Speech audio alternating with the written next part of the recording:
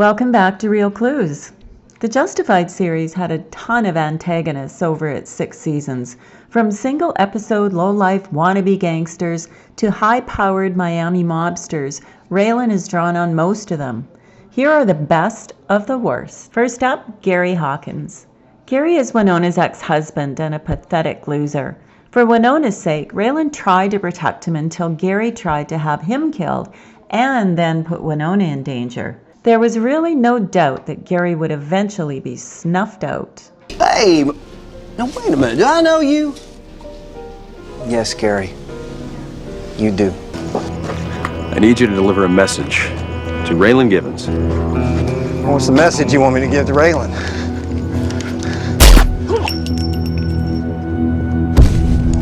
Let's go. Next up is Sammy Tonin. Sammy's the son of the mafia boss Theo Tonin and a complete coward.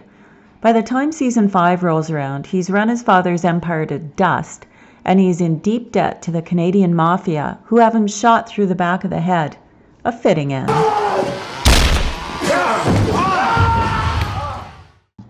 Lee Paxton and his group of scumbag business cronies try to control Boyd Crowder, not really understanding Boyd at all. Lee tries to frame Boyd for murder, but Ava ends up taking the fall.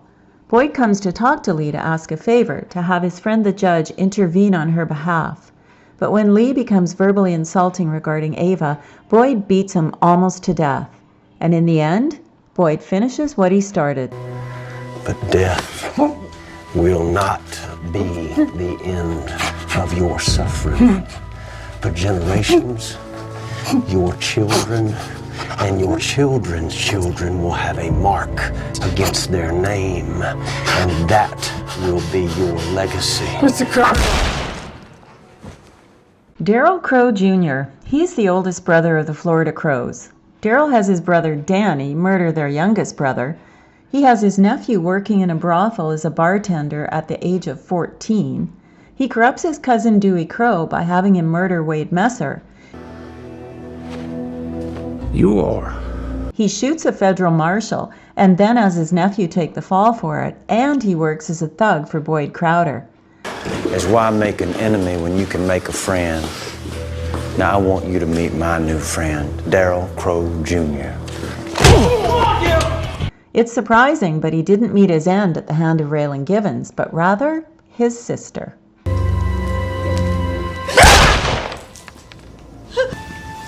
Didn't I tell you you were gonna wish I killed you?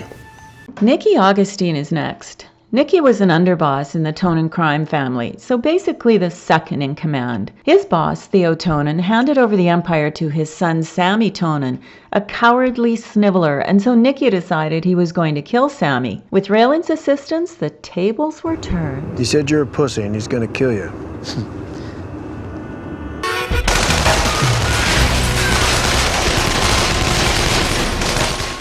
Next up is Bo Crowder. Bo was the big bad Crowder before Boyd came along. He was the meth king and he ran most of Harlan's criminal enterprises up until he died. He was brutal and he was unforgiving. We see him first in season 1 and he's trying to bring Boyd back over to the criminal side.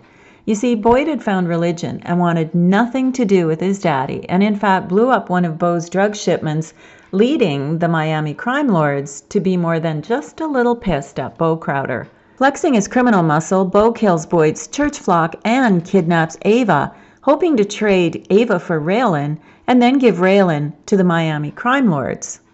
Things just don't go his way, though.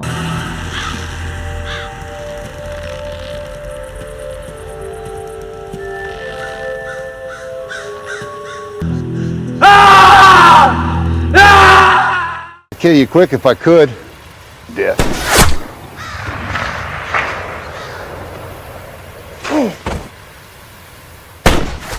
Ethan Picker was a Tonin mob enforcer. You know, he's the one who got the dirty work done. Until he got blown up by a cigarette bomb. Now who's gonna clean that up? Because nicotine can be a powerful relaxant. Shit'll kill you.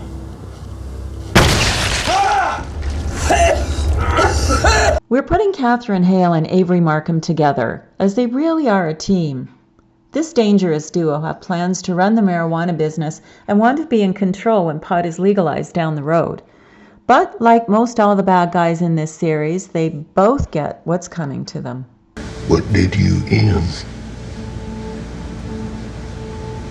Damn it, I told you I would get Duffy. I want you to tell me what exactly was said on the other side of that phone call. You think I'm bluffing? You think I am hillbilly?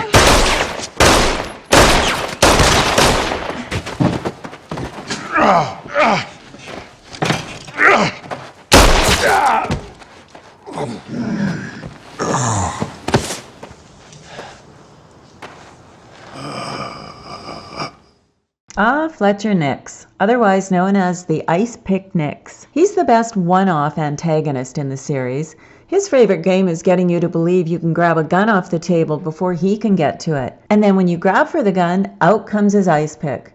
Raylen's too smart to fall for that game though, even with Winona held hostage. 3, 2.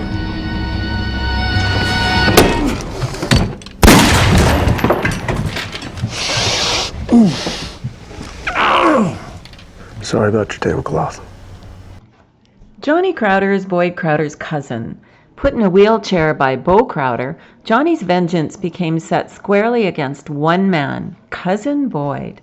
But every single one of Johnny's attempts to take away his cousin's power or to steal away Ava failed, all the way up to that final fateful night in Mexico. Good luck getting that shit out of Mexico. And that brings us to Colton Rhodes. Not really a calculated killer or even a very good criminal, Colton was a war buddy of Boyd Crowder's, and Boyd recruits him after he kills Devil. Rhodes has seen a lot of killing and has killed a lot of men, and he's added to Boyd's gang to provide muscle. His military training allows him to set a trap for the marshals, and only Tim Gutterson saves the day. And it's Gutterson, not Gibbons, that finally takes down Colton Rhodes. I guess I'll quit today.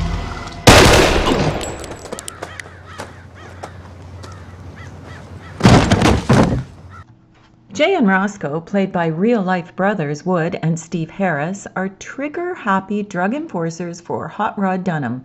They use their hammer and anvil technique to get the drop on many a victim, and they're really quite entertaining. But only half of this dynamic duo makes it out alive. Look, now I know you upset over Hot Rod, but you know better than push us, man. And then there's Drew Thompson, a bad guy, but a nice bad guy. Art Mullen describes him the best when he says, "We have to acknowledge that this guy is awesome. He shoots the Otonin, fakes his own death in a spectacular fashion, pushes a guy out of an airplane while he's flying it, parachutes into Harlan County with enough coke and cash to jumpstart the economy of a small country, and then he has the balls to get a job in law enforcement not once but 2 times. He spends a couple of days riding around with Raylen while he's looking for him, and now he's run off with a hooker half his age." That's some badass shit.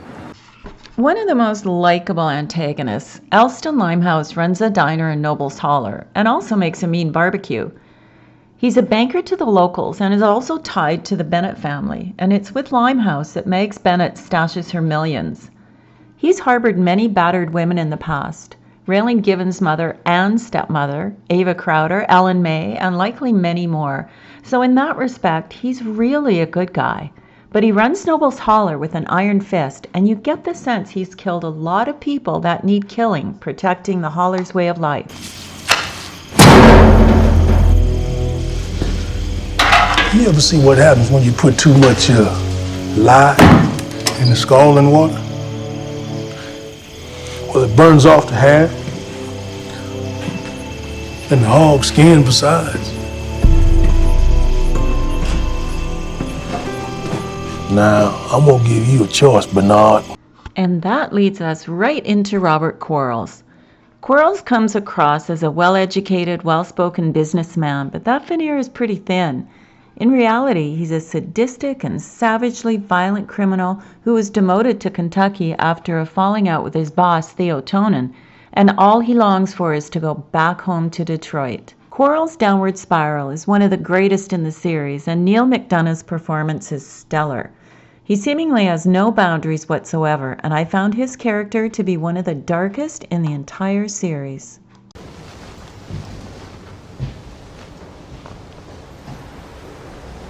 You know me now? Yeah. Hugh, I want to come home. You want to come home? Yes. Name the price. Who did?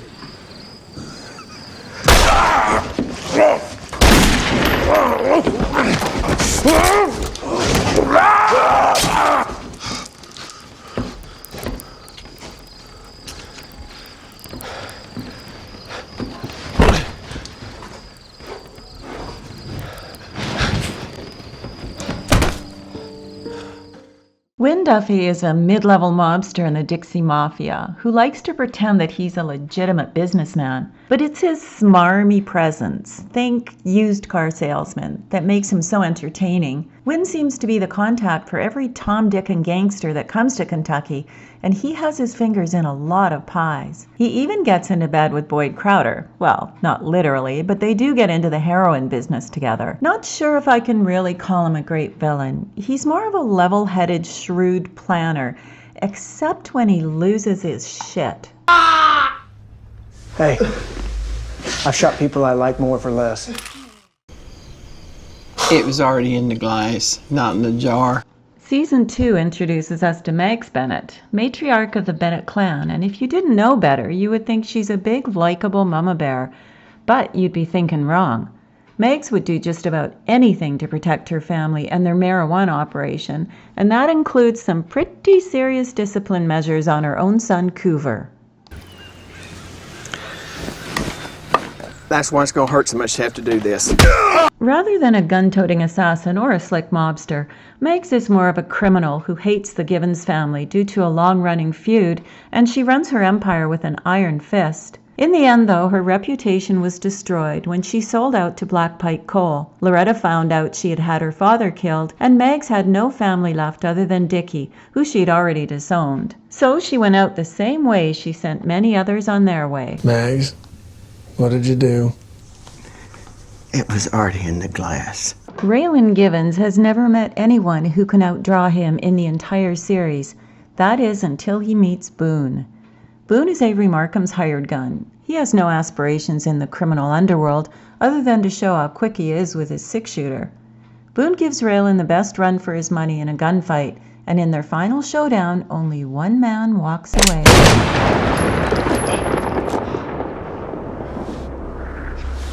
The beautiful Ava Crowder doesn't begin the series as a villain or even a criminal. She did have a crush on Raylen Givens since they were in school, and after murdering her abusive husband, Bowman Crowder, she gets tangled up with Raylen for a brief time before falling in love with Boyd Crowder and then becoming firmly entrenched in the criminal life. And although Ava does plenty of bad things, she really isn't a bad person. And in the end, after a horrible downward spiral in All Things Justified, a pregnant Ava manages to run far enough away and hide well enough that the Marshal Service can't find her. At least not for a few years. So what's the big secret? You got a bear chained up back here? It's okay, honey. You can come out now. It's just an old friend. Of course. We were looking for a woman, not a pregnant woman. I ain't gotta take you in.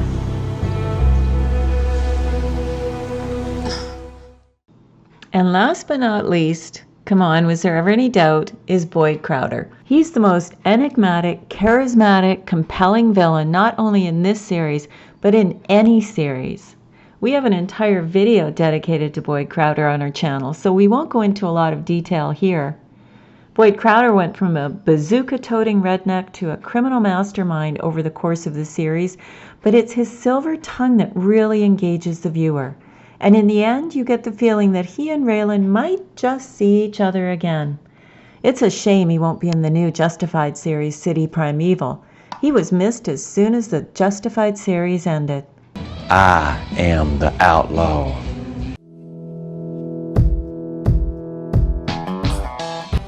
If you enjoyed this video, please click the like button and leave us a comment below. And remember to subscribe to our channel to be notified when we make more.